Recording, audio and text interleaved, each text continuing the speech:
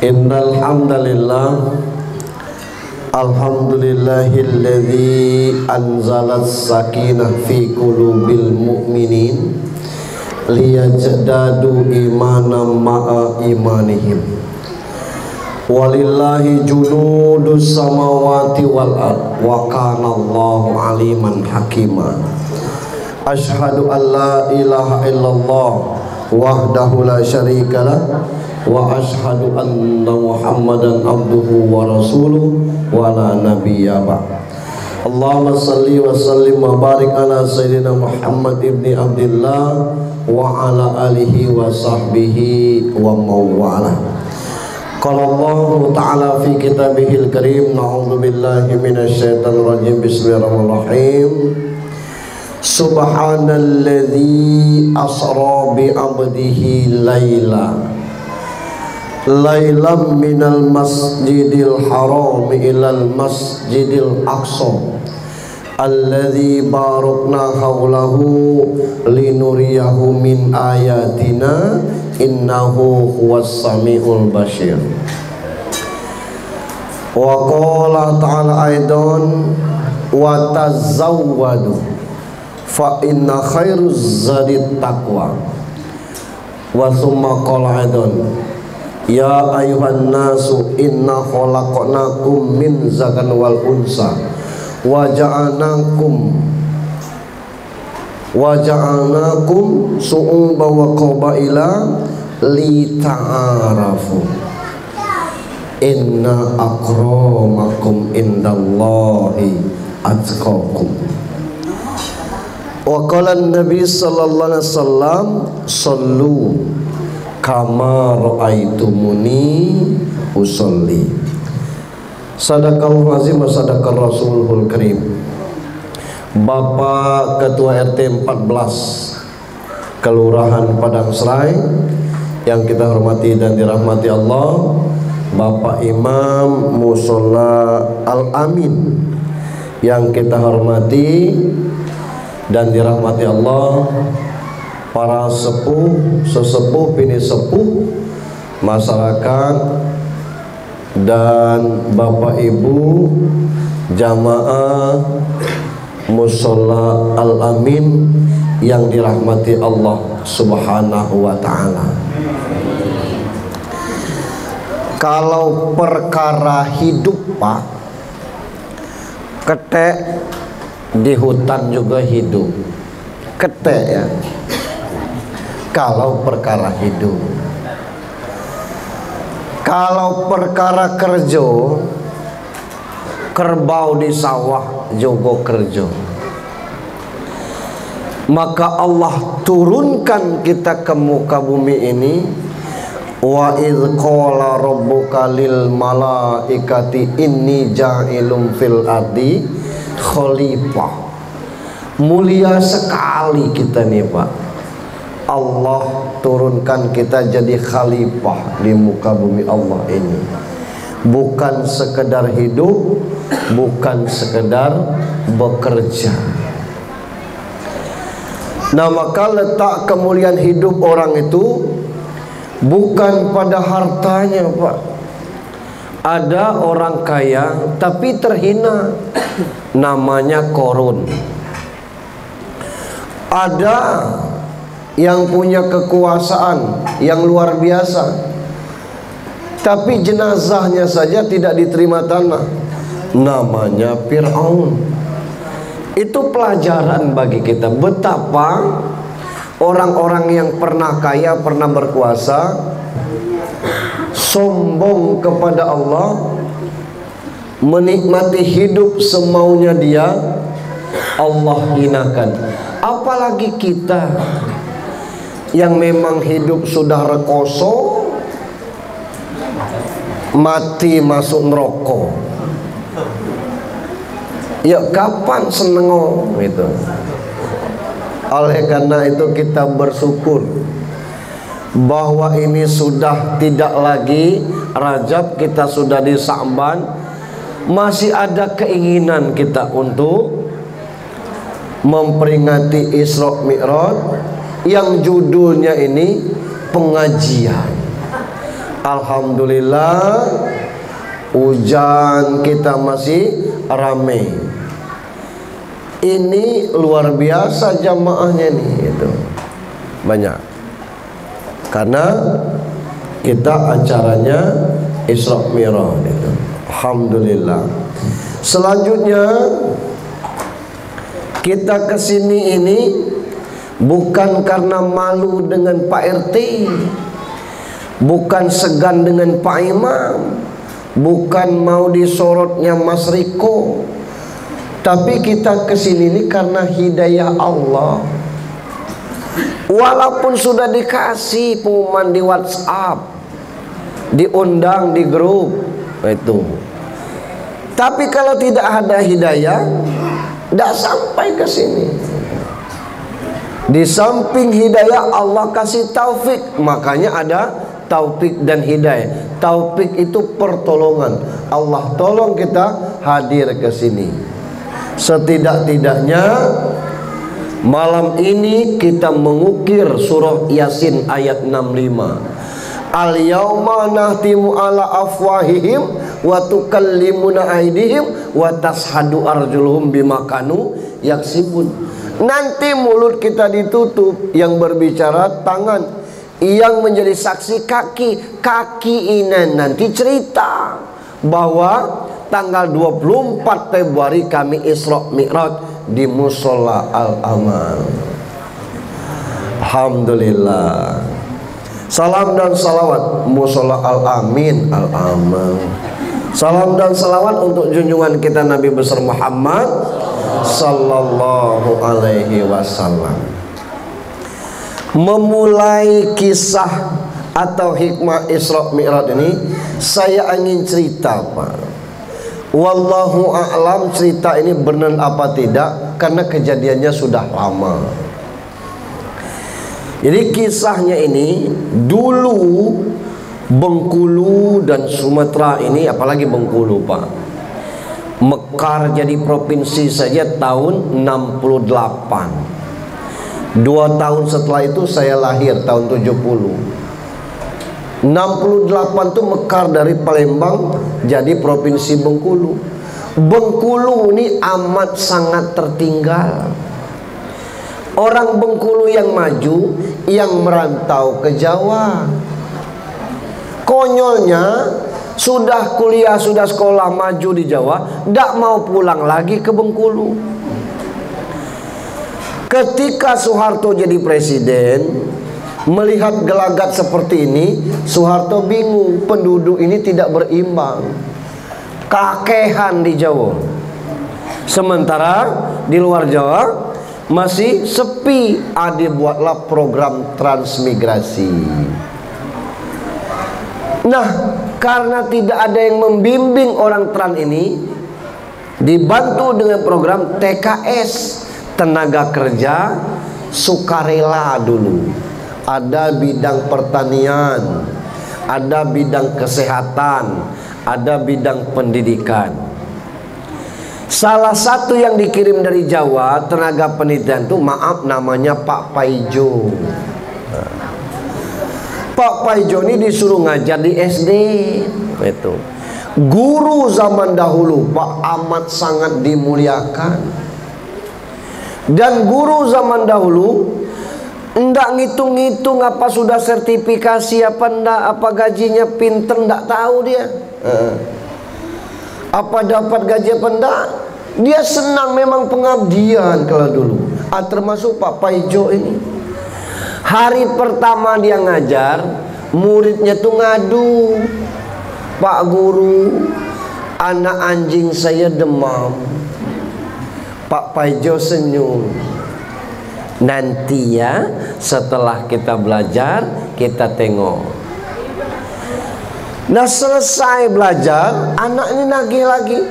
Bagaimana Pak Guru dengan anak anjing saya? Pak Paijo bingung, aku nih tutu menteri hewan, pripun nih kayaknya.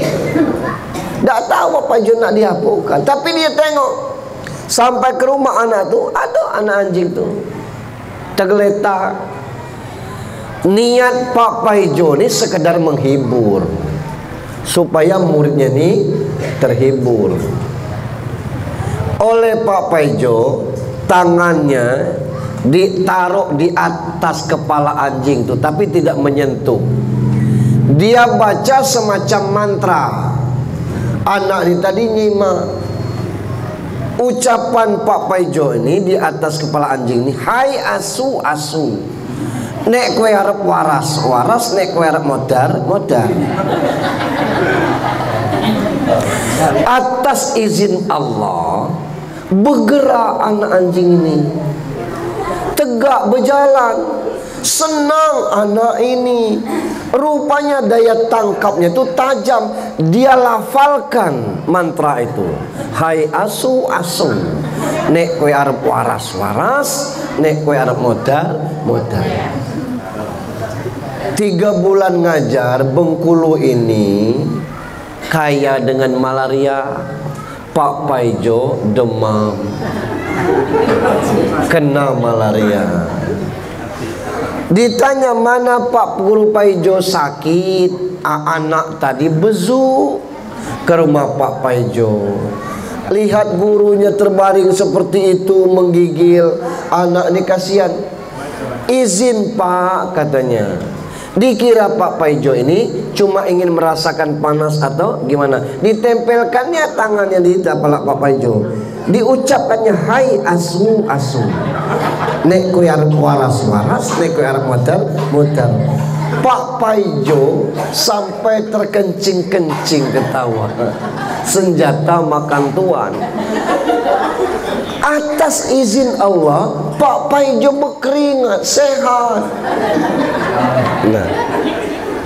Nah ini kan bukan mantra.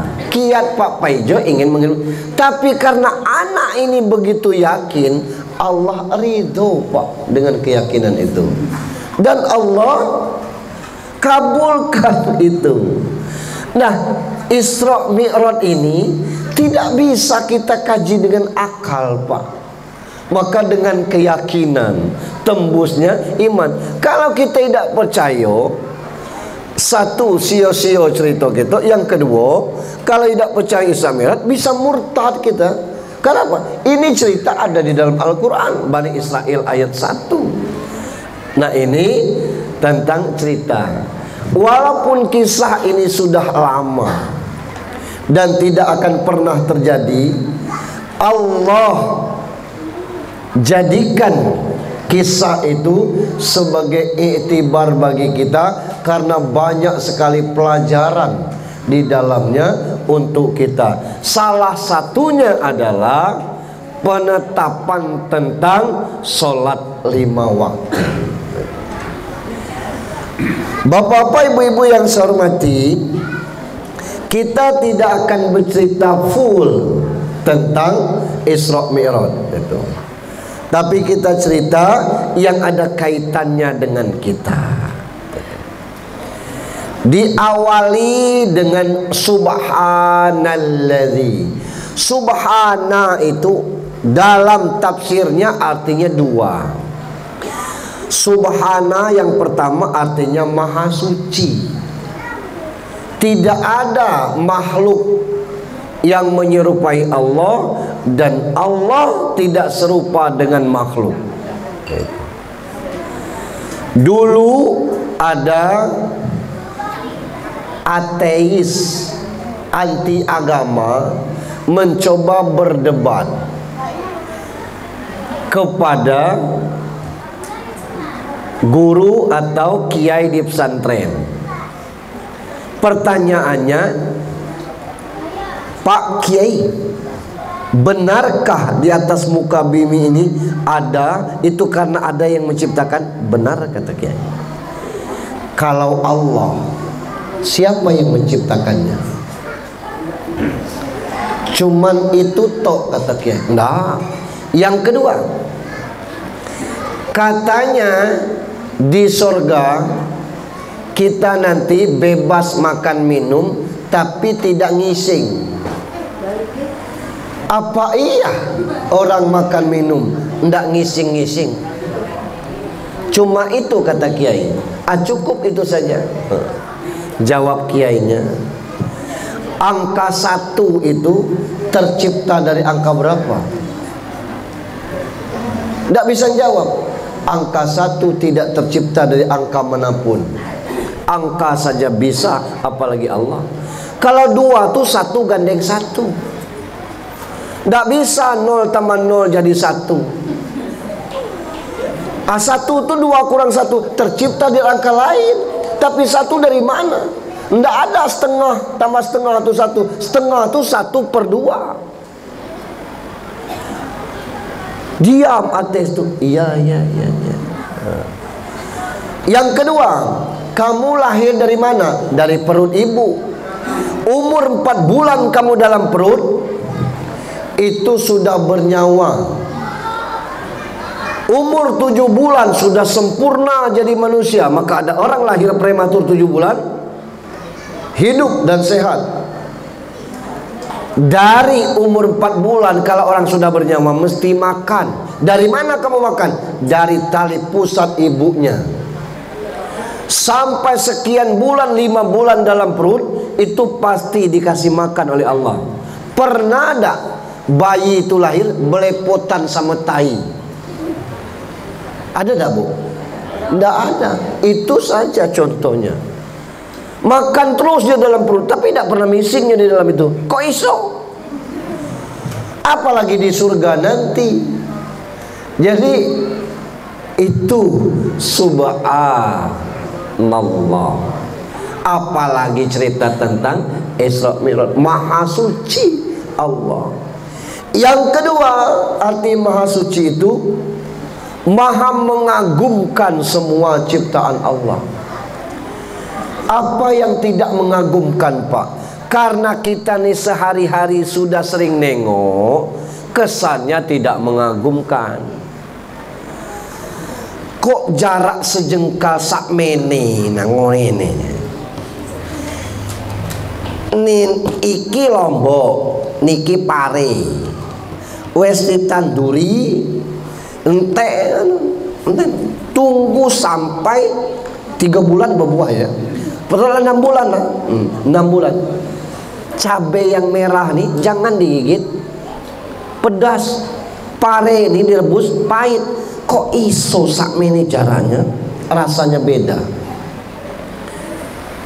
Itu kan mengagumkan. Tapi karena ini sehari-hari kita lihat, tidak mengagumkan. Apa yang cacat dari ciptaan Allah? Farji'il basaro hal taro mim futur. Coba ditengok lagi kata Allah. Ada tak ciptaan Allah yang cacat? Tidak ada. Siapa yang bisa menidurkan kita? Tidak ada kecuali Allah. Waktunya tidur payah nak dibuka. Yang angkat tuh alis ini, bukan kelopaknya.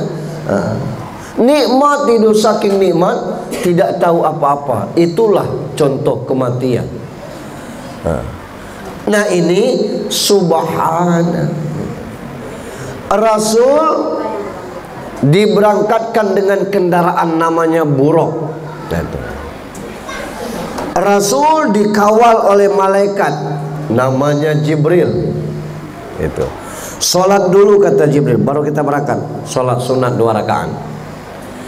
Perjalanan mulai, Allah katakan dengan Laila, bukan Lailatan. Kata orang pesantren, Lailatan itu dari maghrib sampai ke subuh, 1 malam penuh. Lailatan itu. Tapi Lailan sepertiga malam, berangkat habis isya, pulang sebelum subuh. Itu Lailan. Makanya tidak Lailatan tapi Lailan. Dibaca Lailan. Singgah di Thaibah. Tempat apa ini Jibril? Tempat umatmu nanti hijrah ke sini. Sekarang namanya Madinah. Singgah di Bukit Tursina. Tempat apa ini Jibril? Di sini Musa pernah berdialog dengan Allah. Singgah di Bethlehem. Ini apa? Wahai Jibril, ini tempat kelahirannya Nabi Isa. Singgah di Aqsa. Belum ada masjid waktu itu. Masjid Aqsa itu berdiri tahun 700 Hijriah. Tapi bumi Allah ini semuanya masjid. Allah sudah katakan bahwa itu masjid. Maka ada 3 masjid istimewa di dunia ini: Masjid Aqsa, Masjid Madinah, Masjidil Haram, Ka'bah. Itu. Nah ini. Nah dalam perjalanan itu Rasulullah dipanggil oleh suara Muhammad. Muhammad diam saja. Panggilan yang kedua Muhammad. Muhammad diam saja.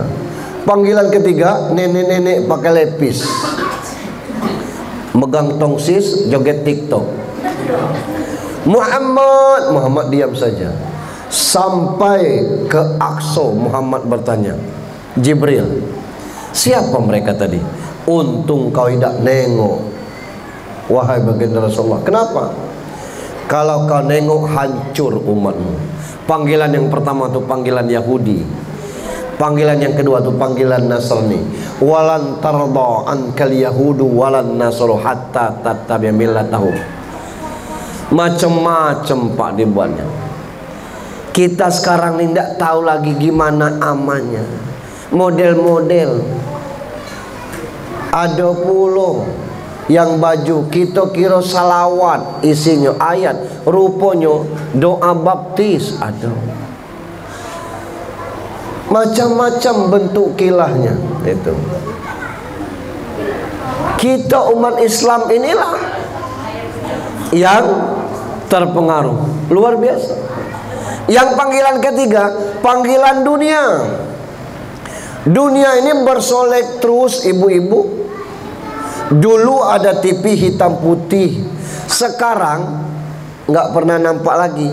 TV selebar mimbar ini malas orang nonton. Ada HP kok, ada YouTube, mau pesan film apa saja bisa. Itu dulu kita mau bayar listrik, berangkat ke situ bawa rekening bulan kemarin, nunggu setengah hari. Sekarang lewat sini. Nah, ada cucu kuliah di Jogja, ada anak kuliah di Malang.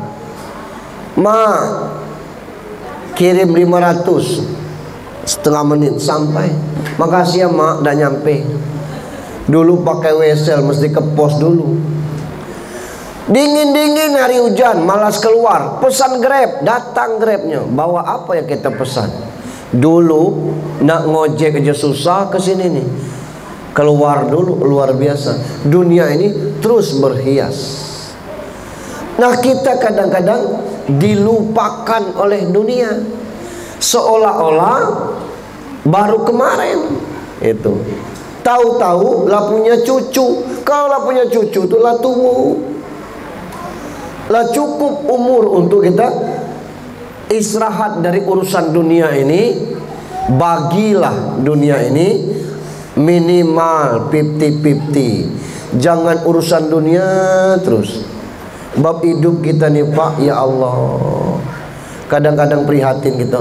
Ada yang berangkat kerja tuh jam 4, tidak sempat sholat subuh, balik jam 8, lailang pulau maghrib dengan isya. Gaji pas-pasan, utang belilit. Tapi ada yang kerjanya berangkat jam 9, jam 11 istirahat, kerja lagi jam 2, istirahat jam 3, jam 4 balik, anak terurus, rezeki alhamdulillah. Di mana letak masalahnya? Letak masalahnya pendekatan kepada pemilik rezeki. Kalau kayo karena kerja Pak, warung kopi 24 jam buka tuh mesti lebih kayo dari Bill Gates. Itu. Kalau pacak jadi presiden jadi kayo, 10 orang terkaya di dunia itu pasti ada salah satu nama presiden. Tidak ada Pak. Kekayaan itu bukan karena hasil pekerjaan kita, tapi karena Allah sudah ukur kita. Yang kita harapkan itu apa yang kita dapat tuh berkah. Dikit tapi berkah lumayan. Macam mana contoh berkah tuh Pak Ustadz? Kita anak 3, suami istri 5, sekaling 1 bulan cukup. Tetangga kita anak baru 1, suami istri tambah anak 3 orang, 2 kaling setengah, pas-pasan. Tidak berkat hidup. Mangan naik itu tuh. Nah ini Itu yang mesti kita ajar. Ini dunia, kita cari dunia ini tidak akan pernah habis-habisnya itu. Maka hati-hati kita. Nah, dalam perjalanan ini Rasul sudah sholat itu. Terus naik ke Sidratul Muntaha sampai ke Mustawa. Luar biasa. Detik-detik pertemuan itu diabadikan dalam sholat kita ketika Rasul takjub melihat pemandangan yang luar biasa di Mustawa. Terucap lidahnya at-tahiyatul mubarakatus salawatut thayyibatul lillah. Segala perkataan, segala ucapan, keberkahan, keselamatan berpulang kepada Allah Subhanahu wa taala. Allah sapa, assalamu alayka ayuhan nabiyyu wa rahmatullahi wa barakatuh. Dijawab oleh Nabi, assalamu alaina. Tidak dijawabnya assalamu alayya, selamat atas kami. Siapa kami itu? Dia buruk Jibril. Wa ala ibadillahi sholihin, dan atas hamba Allah yang soleh. Sebelum lahir kita sudah didoakan oleh baginda Rasulullah di aras. Bergemuruh di Sidratul Muntaha, para malaikat serentak mengucapkan asyhadu an la ilaha illallah wa asyhadu anna Muhammad Rasulullah. Itu tahiyat kita. Turunlah perintah, bukan perintah sholat, sebab Rasul sudah sholat. Itu perintah apa? Perintah sholat berjamaah. Aqimis sholat wa atuz zakah warka'u ma'ar raki'in. Dirikan sholat, bayar zakat, rukuklah beserta orang yang ruku. Karena kita butuh tempat, dibuatlah musola. Musola artinya tempat sholat. Itu. Mari kita isi ini. Tidak usah terus-terusan. Itu. Kalau terus-terusan nanti kita mau kerja, cukuplah subuh datang, datang lagi zuhur, tidur siang tidak apa-apa, asar datang lagi. Mau cari keringat sore, monggo. Gitu. Maghrib datang lagi, malas pulangnya tanggung sampai isya. Aku repot Pak Ustadz, tidak usah tiap hari. Itu kita atur waktunya. Dalam mana yang kita tidak repot? Subuh, tidak usah terus-terusan, cukuplah 7 pagi seminggu belajar bertahap. Itu saya tidak bisa terus-terusan Pak Ustaz. Tidak usah terus-terusan. Maghrib jadilah 7 kali seminggu.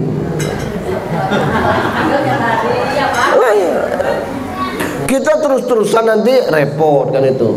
Bab kenapa? Kelemahan kita disitulah mensyukuri. Begitu ditanya, ngapo sholat Pak De? Ya para pulau ngarep swarga. Jangan. Masa sholat ngarapkan surga? Kalau kita sholat ngarapkan surga sama dengan anak kecil. Kalau kamu tidak ribut, kasih lato-lato. Tidak ribut. Itu anak kecil. Kita sholat itu berterima kasih yang Allah kasih ini aja luar biasa. Allah kasih kita istri, Allah kasih kita anak, Allah kasih kita cucu, Allah kasih kita kendaraan, Allah kasih kita fasilitas. Luar biasa. Kalau itu mau dibayar, ya Allah, coba ditengok kalau ada keluarga yang masuk rumah sakit pakai oksigen. Ditanya, berapa oksigennya dok? 10.000 sejam oksigen itu. Makanya tidak bisa dipasang terus-terusan, mahal. Kalau sehari semalam 12 jam 240.000. Kalau sebulan pakai oksigen 7 juta lebih, bayar angin tak. Itu bayar angin aja. Sekarang hiruplah oksigen gratis, tapi buang angin tengok-tengok. Luar biasa. Allah itu aja tidak terbayar dengan kita. 7 juta bayar angin baik, bayar listrik 400 kita ngeluh. Itu tuh luar biasa. Allah sayang kepada kita. Allah jaga perut kita, ada usus sehingga menggilas makanan, tapi tidak seluruh makanan digilas. Aneh kadang-kadang kalau kita makan pecel lele, bebek tuwo, ngeot, besok pagi ngising, tidak tahu kita di mana bebeknya, hancur. Tapi kalau kita tumis genjer, besok keluar masih genjer. Kok gitu ya? Nah ini. Nah maka sholat kita tuh bukan karena mengharapkan, berterima kasih yang ada nih saja sudah luar biasa gitu. Untuk apa sholat? Watazawwadu fa inna khairuz zadi taqwa. Berbekallah, sebaik-baik bekal adalah takwa. Kenapa kita malah sholat? Lain lagi ceritanya. Tolong dijaga 3 keseimbangan dalam hidup ini. Yang pertama, keseimbangan badan. Kuncinya di makanan. Oh, Pak Ustadz nindir kami makan. Enggak. Apa? Pesan ahlinya. Tapi kita ngomong ini hadis, bukan hadis. Pesan ahlinya, makanlah setelah lapar, berhentilah sebelum kenyang. Kenapa? Kelaparan bisa sakit mah, bisa asam lambung. Kekenyangan enak, tegak sesak, duduk lita, ngguling, ndak lemah, mati belum dak. Itu kalau kekenyangan. Tapi kalau isi perut ini kata Rasul sepertiga air, sepertiga makanan, sepertiga minuman, terkontrol dia. Terlalu banyak air, gending dia. Terlalu banyak makanan, enek dia. Terlalu banyak angin, masuk angin, pung begitu. Maka aturlah makanan. Itu keseimbangan badan itu. Mustahil orang tuh bisa gemuk kalau kurang makan. Orang gemuk pasti porsi makannya banyak. Dan kadang-kadang sebelum maghrib makan, habis isya makan lagi. Cuman mie Pak Ustadz, berapa? 2 bungkus sih. Mie 2 bungkus. Habis itu tidur. Podo karo ulo. Ular kalau sudah makan tidur, tidak banyak lagi gerak, itu jadi lemah.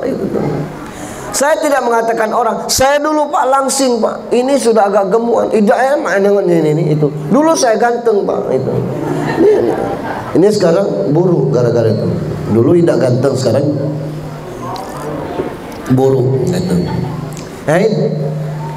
Yang kedua, keseimbangan hati.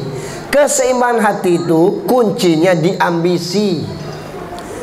Kita nih galak susah tuh bukan urusan kita Pak. Kalau urusan kita, kita sabar. Kita galak susah nih ke urusan orang lain. Apa urusan orang lain? Orang posting misalnya, alhamdulillah paket aku datang lagi. Kita komen, ya Allah, cak orang berduitnya tiap hari paket, orang banyak juga belanja, tidak ada orang postingkan pulau. Tidak usah usil dengan orang. Ada orang bertahun-tahun ngontrak, numpang di situ, ngontrak di sini. Ada rezeki kebeli tanah, bertahun-tahun nyimpan. Pacaklah negak rumah, baru naik bata, dia siaran langsung, terima kasih ya Allah, walaupun kecil ini sudah naik bata, ya Allah lancarkanlah. Kita komen, oranglah 2 lantai rumah, tidak ada orang postingkan pulau. Hidup ini tidak sama. Orang-orang yang susah Tidur itu orang yang usil dengan dikit-dikit moto, dikit-dikit video. Ngapo? Tidak seluruh kegiatan tuh kita ingat, kita ni pelupa gitu. Tidak seluruhnya kegiatan-kegiatan itu bisa kita kenang. Tapi dengan dipoto, iyo ini di Pasang Serai RT 14.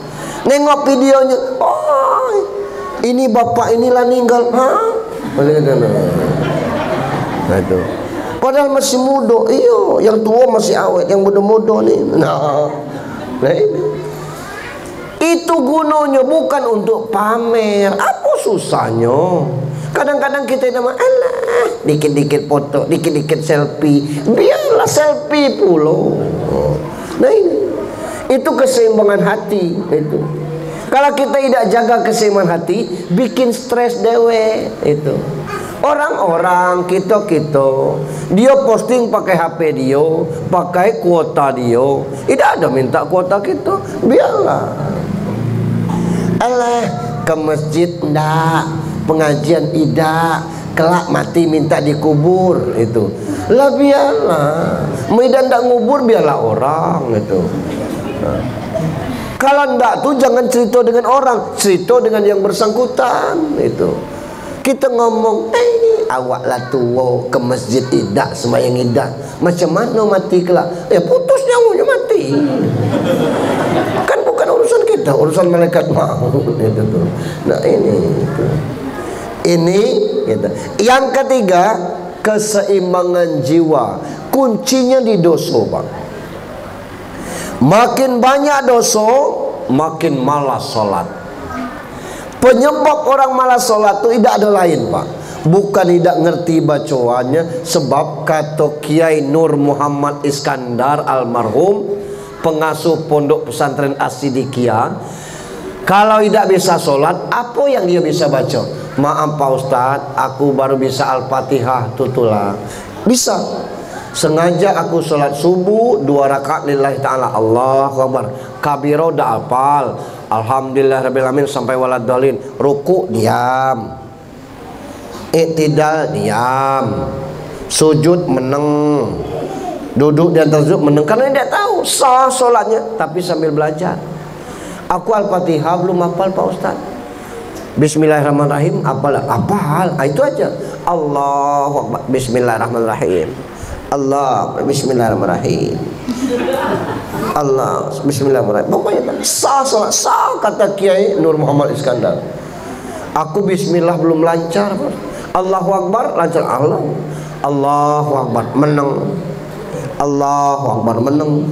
Aku Allahu Akbar belum lancar. Kalau Allah lancar, lancar. Allah, Allah, Allah, Allah. Aku Allah susah Pak Ustaz. Kalau hu bisa tak? Bisa. Hu aja. Hu. Sah sambil belajar. Tapi siapa yang tidak bisa sholat sekarang? Itu. Tahu kita kenapa enggan, berat? Karena dosa. Dosa itulah aku tidak mengganggu orang Pak Ustaz. Aku kalau tidak mau makan tahan, aku tidak makan. Haram, nyolong, maaf bayang ngambil hak orang. Kita kira tidak sholat itu berdosa, tidak berdosa. Itu berdosa. Sekali sengaja tidak sholat subuh 60.000 tahun neraka. Sekali tidak sholat zuhur sengaja membunuh 1.000 muslim tandingannya itu.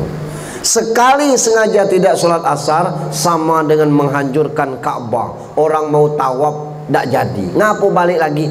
Ka'bah hancur. Orang tidak sholat maghrib sengaja sama dengan berzina dengan mak kandung atau bapak kandungnya, tergantung dia laki apa perempuan. Orang sengaja tidak sholat isya, Allah kasih tahu, ini bumiku, kamu makan dari rezeki. Cari bumi lain, cari rezeki lain. Nak ke bumi mana kita? Ke bumi ayu. Lah penuh di situ. Itu dosa besar, Pak. Cuman karena kita ini sudah terbiasa, Jadi kebal hati ini, khatamallahu ala qulubihim wa ala sam'ihim wa ala absorihim. Itu kuncinya. Jadi macam mana Pak Ustaz? Dipaksa untuk sholat itu. Boleh sholat terpaksa? Boleh. Ada dalilnya? Ada. Umur 7 tahun kata Rasul, ajar anakmu sholat. Umur 10 tahun tidak sholat, pukul. Kita nalah di atas 40, bukan dipukul lagi, pakai mobil Wales tuh. Nah, pelan-pelan. Terserah dari kaki atau dari kepala dulu. Nah itu. Karena itulah yang bisa menenangkan hati kita. Aku Pak Ustadz sudah sholat, tapi ya piye ngandani ku. Dan apa tuh Pak De? Ora kroso tengkan nang jero iku. Ngapa? Ada 3 sholat kita, maaf. Kita sholat tapi kerja tuh konyol. Apa konyol? Wallahu alam, ada palonya. Ngapa? Orang azan isya, Allahu Akbar, sholat adzan ngomel, ndak semayang. Kalau kita sedang ngeluh sebelum sholat, pasti dari dalam hati itu keluar keluhan itu. Apa yang diomong mulut itu dari hati. Begitu Allah kecepeknya jam berapa? Tidak mungkin orang azan sembarangan, waktunya lah sampai. Jadi sholat itu dengan kesadaran, wama umiru illa liya'budullaha mukhlisina lahuddin. Allah tidak perintahkan kita ibadah apapun kecuali dasarnya ikhlas. Bulan depan kita puasa, malam tadi tidak makan, berhenti puasa, mukul-mukul perut itu. Kini baru lapar itu. Lah, tidak tahan. Ya salam. Itu yang pertama. Yang kedua, ada orang sholat tuh selama sholat ngitung duit terus. Allahu Akbar. Tuku minyak 20, tuku rokok 20, 10 hendi mah. 20 minyak, 20 rokok, 10 mau dia nanti. Assalamualaikum, salam. Nengjok motor sepanjang sholat ngijo duit 10.000 tadi itu. Kok muncul Pak Ustadz? Makanya sholat itu mesti tenang. Rabbi a'udzubika min hamazasis sayatin wa a'udzubika rabbi ayahdurun. Qul a'udzu birabbin nas malikin nas ilahin nas min syarril waswasil khannas alladzi yuwaswisu fi sudurin nas minal jinnati wan nas. Baru pasang niat Allahu Akbar. Berlindung supaya sholat itu tidak digoda setan. Yang kedua, jangan sholat sendiri, sholat berjamaah. Itu. Kalau kita sholat sendiri, lupalah pakai sujud tahwi. Ini rakaat keempat apa kelima? 4 apa 5? Innaka hamidum majid. Maksa sujud sahwi. Tiap sholat lah kita sujud sahwi lah. Tapi kalau sembahyang berjamaah, salah imam, makmum negur subhanallah. Kalau makmum salah, tengok orang tegak kita duduk, tegak lagi kita. Tak mungkin keliru. Yang ketiga, ngapo sambil sholat tuh nggaruk lah, nguap lah. Allahu Akbar. Lah ditahan. Kalau fokus kayak bacaan, hilang kan itu lah. Hilangkan ingatan ke gatal, hilang diri dia. Bismillahirrahmanirrahim. Alhamdulillah, gatal sini. Tak usah diingat-ingat gatal itu. Ingatkan bacaan aja. Hilang kata tu kelak. Tapi kalau kita ingat gatal lagi nya kelak tu. Karena itu ingatan. Itu kerjanya setan. Ada orang yang sholat, ya kok tegel sambil buka.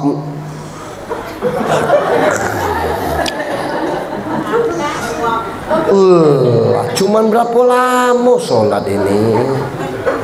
Dan ada Pak, maaf, Imam kadang-kadang bukan di sini ya, entah dia sadar atau tidak, kok goyang-goyang. Bismillahirrahmanirrahim, alhamdulillahirabbil alamin.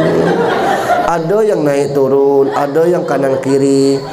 Ihdinas siratal mustaqim, siratal ladzina. Kita yang di belakang ni nak goyang ni dah lemah. Ada gitu. Ada yang maju mundur kan, iyyaka na'budu wa iyyaka. Tidak ada sallu kama ra'aitumuni usolli. Solatlah kamu sebagaimana melihat aku solat. Waktu solat matok ke tempat sujud. Tidak ada boleh matok ke depan nengok, woi banyak cicak sih. Tidak boleh ke tempat sujud kecuali sedang tahiyat. Kalau tahiyat nengok ke telunjuk kita. Ngapa Pak Ustaz aku tengok orang tahiyat telunjuknya muter-muter? Tidak usah nengok telunjuk orang, telunjuk kita ini sibuk.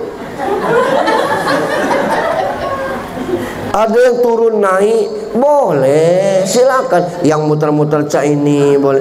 Aku keganggu Pak Ustaz. Tidak usah nengok orang, biarlah. Tidak usah niru-niru. Ada yang turun naik sini boleh. Yang tidak boleh itu yang sini. Silakan lah. Kita sibuk. Yang penting kita sholat itu tuh. Nah, yang ada larangannya itu kalau salam. Rasul melarang kalau kita salam, jangan telapak tanganmu seperti ekor binatang buas. Assalamualaikum warahmatullahi. Ini mudah ini dilarang. Tidak usah. Innaka hamidum majid. Assalamualaikum warahmatullahi. Palaknya baik. Tangan tidak usah. Terbiasa Pak Ustaz ditahan. Assalamualaikum warahmatullahi. Tidak usah yang cak ini nih. Tidak ada dalil yang cak ini. Langsung melarang. Itu sholat. Pelan-pelan. Saling ingatkan Bapak. Iya kalau kita matinya nunggulah tua. Kalau lah tua kelak, semakin tua semakin berat sholat itu. Apalagi sekarang ada penyakit macam-macam. Makin tua makin litak kita. Mumpung masih ada kesempatan, sholatlah. Allah tidak pandang harta, tidak pandang kedudukan. Ya ayuhan nasu inna khalaqnakum min dzakarin wal unsa wa ja'alnakum syu'uban wa qabaila li ta'arafu. Allah menciptakan manusia itu laki perempuan, bersuku-suku, berbangsa-bangsa. Tidak ada kelebihan suku Bugis dengan suku Jawa. Tidak ada kelebihan suku Padang dengan suku Rejang. Tidak ada kelebihan Serawai dengan Lembah. Inna akramakum indallahi atqakum. Yang mulia di sisi Allah orang yang bertakwa. Ciri orang bertakwa, buka surah Al-Baqarah. Alif lam mim. Dzalikal kitabu la raiba fi hudal lil muttaqin. Kitab Al-Quran ini tidak usah diragukan padanya, petunjuk orang yang bertakwa. Siapa orang bertakwa? Alladzina yuqimuna sholata. Orang-orang yang mendirikan sholat. Itu faktor pertama ciri orang bertakwa, orang yang mendirikan sholat. Bapak sholat, ibu sholat, anak-anak sholat. Aku tidak tahan lagi Pak Ustaz. Sholat itu mesti duduk. Tidak apa-apa sholat sambil duduk, tapi mesti paham. Ke masjid tahan, aku tahan ke masjid, tapi tidak tahan tegak, aku duduk. Caranya ini kursi. Kita sholatnya duduk boleh, tapi jangan langsung duduk kayak gini. Allahu Akbar kata imam. Allah, enggak. Minimal tegak waktu takbir, karena rukun sholat itu berdiri bagi yang mampu. Dia mampu berdiri untuk takbir aja. Allahu Akbar kata imam. Allahu Akbar, duduk. Allahu Akbar kabira. Sudah itu alhamdulillah waladdallin. Sudah itu lakum dinukum waliyadin. Ruku nunduk dikit. Sami Allahu liman hamidah. Sujud nunduk banyak. Allahu Akbar. Boleh itu. Aku tidak tahan duduk Pak Ustaz. Berbaring lah. Gerakannya kepala aja. Allah. Pas ruku sujud. Tidak bisa digerakkan nih Pak Ustaz, sakit pala. Pakai mata aja. Allah, sami Allah. Tidak bisa dibuka Pak Ustaz, mejam aja dalam hati. Dalam hati juga tidak bisa. Masukkan ke ringgo-ringgo, kita salatkan. Lapis jalannya lagi. Saking pentingnya sholat itu. Kita ya Allah, pakaian sudah bersih, makan minum tidak ada lagi yang 2 kali sehari, sudah 3-4 kali. Makan nasi aja 2 kali, selebihnya makan pangsit, bakso, tahu bulat, macam-macam bentuknya yang datang ke kita. Oh, luar biasa. Sudah rezeki dari Allah Subhanahu wa taala itu. Terakhir, kenapa kita perlu sholat berjamaah? La Islam illa bi jamaah, wala jamaah illa bi marrah, wala marratin illa bi ta'ah. Tidak ada Islam kecuali berjamaah. Kita itu kuat kalau berjamaah, Pak. Apa saja kalau kita berjamaah bersama-sama, sama dengan sapu lidi, kata orang dahulu. Dari ujung itu sampai ke ujung sini bisa disapu kalau dia seikat. Tapi kalau selidi, apa kekuatannya?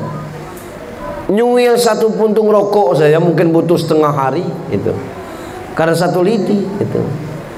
Begitulah kita Islam. Walam marratin ilm. Tidak ada jamaah kecuali ada pemimpin. Imam itu pemimpin dalam sholat, dalam bermasyarakat. Selagi tutur katanya baik, kita sudah kadang mengangkat jadi imam, ikuti. Imam kami masih muda Pak Ustadz. Urusan usia bukan masalah tua mudanya itu. Hidup ini setiap level ada tua ada muda. Musola ini tegak karena tetua kita dahulu, dan belum tentu musola ini akan awet kalau tidak diurus oleh generasi muda, bisa hancur kelak itu. Nah, maka generasi seperti itu saling sayang menyayang. Yang tua menyayangi yang muda, yang tua hormat kepada yang muda. Siapapun pemimpin kita, kita taati. Pak RT kami baru tamat SMA, biarlah. Dia sanggup, dia mampu itu. Tidak ada gunanya pemimpin kalau tidak ditaati. Nah, Islam ini berjamaah kuat. Kalau kita orang-orang yang kaya itu tidak pelit Pak, mau mengeluarkan zakat malnya, makmur Indonesia ini. Kalaulah pemimpin kita amanah Pak, tidak ada utang luar negeri itu. Kita luar biasa. Haji bayar dulu 25 kita bayar. Tidak tahu kita duit 25 itu di mana. Kita husnuzon saja gampang kita. Itu. Saya pernah hitung Pak, di Google ada datanya. Masjid di Kota Bengkulu ini, sekota Bengkulu saja, bukan provinsi, sekota Bengkulu itu 460 buah. Kalau sejumat itu 300.000, rasanya masjid depan itu tidak mungkin 300.000 sejumat. Jangan-jangan 1 juta atau 700 paling tidak. Taruhlah rata-rata 300.000 per Jumat setiap masjid. Totalnya 138 juta. Seminggu, 4 minggu 550 juta. 0,5 miliar sebulan dana yang terkumpul dari infak Jumat. Di mana duit itu? Di bank. Kita tidak tahu manfaatnya, tidak tahu. Ada masjid kasnya sampai 75 juta, keran wudhu 7 patah 5, berbulan-bulan begitu. Itu kas masjid 50 juta. Kipas ini tidak berjalan, yang itu kelotok-kelotok, yang ini dan tidak mutar. Itu duit banyak. Itu Duit kas ada 25 juta, 4 lampu putus 3, kedap-kedip yang satu tu. Ya Allah, alangkah pelit pengurus masjid. Apa kata pengurus masjid Jogokarian? Jangan jadi pengurus kalau pelit. Kenapa? Duit itu duit jamaah, manfaatkan supaya orang. Masjid dah AC, halaman sudah luas, WC harum, keran tempat wuduk banyak, duit kan masih banyak. Bantu masyarakat yang ekonominya lemah. Apa kerja mbah? Aku jual sayur. Tengok apa sayurnya tu. Pucuk ubi 5 ikat, kangkung 5 ikat, katu 5 ikat. Berapa duitnya tu? Seikat cuma 1.000, 15.000. Untungnya berapa? Cuma 500. Dapat duit 1.500. Bantulah nih 5 juta. Kasih aja. Kalau duit kasih banyak, kasih aja. Bila perlu minjam tanpa bunga. Kapan bisa dibalikan? Cicil lah. 5 juta. Pacak isi gerobaknya tuh sayap ayam, ikan, tahu, tempe. Ada juga penghasilan. Tahun ini dia mustahik, tahun depan dia muzaki. Itu yang kita harapkan. Ini kadang-kadang masjid kasnya 760 juta. Ada orang kebakaran dekat masjid, habis rumahnya, pakaian tinggal di mana. Serupiah kuro tidak tersumbang masjid itu. Macam mana kita nak ngambil kemanfaatan? Saya betul-betul salut dengan pengurus masjid Jogokarian itu, yang setiap bulan kasnya masih 0. Bulan Ramadan coba ditengok nanti, sehari keluar beritnya mencapai 1 miliar. Dia manfaatkan untuk orang-orang di sekitarnya. Jadi makmur orang itu mestinya masjid. Pengurus masjid juga tahan. Alhamdulillah, uang kas bulan ini 55 juta. 55 juta. Untuk apa? Dipong tu lah. Itu. Akhirnya apa? Kita yang ngasih tiap hari Jumat itu untuk lambat. Siapa yang menikmati? Orang kaya yang punya bank lah. Kita tidak tahu nikmatnya. Kalau penuh fasilitas sudah, bangunkan umatnya. Itu mestinya. Ini gunanya masjid, sehingga orang nyaman. Musola al-amal tetap namanya musola, tapi ganti ini kalau kasnya banyak, sepasang AC, ketutup semua. Orang sholat di sini zuhur sejuk, Allahu Akbar. Orang belajar ngaji asar sejuk karena AC-nya full dan sebagainya. Kenapa? Kita cari yang aman, cari yang nikmat hidup ini, ibadah. Kenapa bau seperti ini? Pasang pengharum ruangan, meletus dia. Tiap di mana meletusnya. Enak gitu. Apa yang kurang? Tempat wudhu pisahkan laki dan perempuan. Ini masjid kita tegak depan. Oh, WC-nya situ. Ngapa? Pesingnya kecium sampai ke situ. Itu. Ngapa? Tidak ada alat kebersihan, tidak ada karbol untuk di situ. Bila perlu, namanya musola, tapi di sudut kanan ada dispenser, sudut kiri ada kulkas kecil, isi aqua gelas. Yang nak minum dingin ambil situ, yang nak ngopi ada dispenser. Siapa ngasih kopinya? Siapa yang nak bersedekah? Tidak tu pakai kas masjid. Ya Allah Pak Ustaz, berdosa. Ngapa berdosa bersedekah untuk orang? Pak Ustaz, yang minumnya tidak solat, paling 15 tahun dia betah ke masjid minum air kopi. Biarlah. Orang yang nyumbang tetap bawa pahala, sehingga nikmat. Selesai maghrib, tak balik kita. Pak Imam, aku bikin kopi. Oh, kata Pak Imam, ngobrol sampai nunggu isya, kopi, teh ada itu. Bila perlu hari-hari tertentu buat puasa, buka bersama di musola. Oh, nikmat Pak. Ini puasa Muharram, ini puasa apa namanya Arafah. Yang puasa Arafah sore nanti tidak usah buka di rumah, kita berbuka di masjid. Sekedar bakwan 1, goreng 1. Berapa? Modalnya cukup dengan 20.000. Tak mungkin kita nak makan di sini. Kalau makannya tetap baliklah. Sekedar mecah puasa, habis maghrib balik. Jemaah kita makin nambah. Datang jemaah lagi itu puasa dah Pak, tidak minggir-minggir, tak usah. Suruh dia ikut makan. Aku tidak puasa Pak, tak apa-apa. Ayo gitu.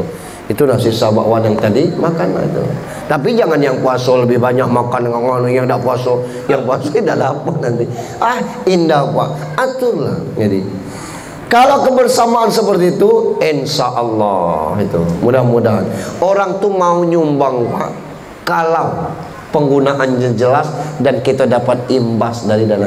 Tapi kalau kita nyumbang mendap di kas bank, itulah apa kemanfaatan itu yang kita bingung.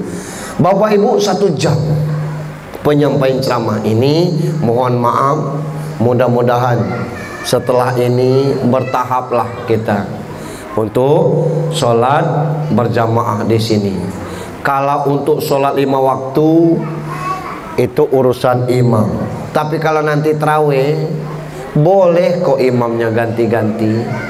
Ada anak MTS depan anak aliyah balik, suruh dia.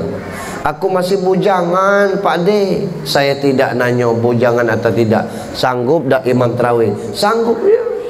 Belajar kan cuma sholat sunnah. Ada anak YIN itu, suruh jadi imam itu. Ada Bilal, suruh jadi imam. Kalau imam Isya, imam subuhnya tetap imam subuh kita. Kasihan Pak Imam, sudah maghrib jadi imam Isya, sudah imam Isya imam tarawih, ganti-gantian. Kalau nak pakai kultum, tak usah ngundang orang luar. Kita inilah ngisinya, insya Allah barakah.